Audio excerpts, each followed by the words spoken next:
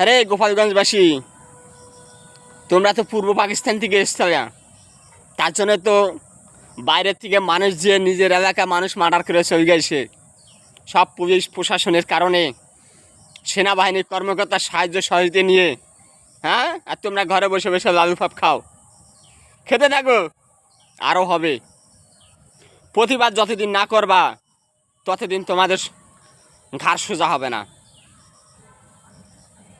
প্রতিবাদ যদি করতে হয়, যেই পুলিশ সেনাবাহিনী সাহায্য সহযোগিতা করেছে তাদের লাশ চাই।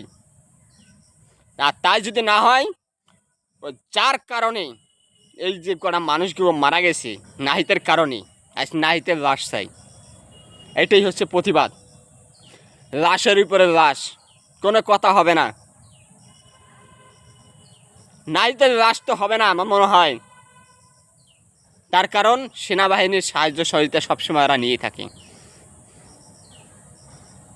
গোপালগঞ্জের যে পুলিশ কর্মকর্তা আছে ওর লাশ লাগবে।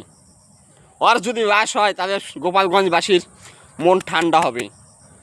তার কারণে এরা পূর্ব পাকিস্তান থেকে ভেসে আসেনি। এরা কি বলেছিল যে আমাদের গোপালগঞ্জ থেকে স্বাধীন করে দিয়ে যা? হ্যাঁ, এরা কে বলেছে গোপালগঞ্জে যেতে? কে বলেছে? কে বলেছিল? না, আরও নিমন্ত্রণ করে নেওয়া হয়েছে। আজ এর কারণে 5টা-6টা মানুষ আজ মার্ডার হয়েছে। কেন? কেন হবে? একটা মানুষের জীবনের মূল্য নেই? অবশ্যই আছে। তাহলে পুলিশ প্রশাসন কেন গুলি চালাবে? সেখানে পুলিশের কোনো ভূমিকা নেই? আমাদের মতন সাধারণ মানুষের পকেটের টাকা দিয়ে পুলিশকে মাইনা দেওয়া হয়, আর পুলিশ কেন মানুষের চাইমচেগিরি করবে?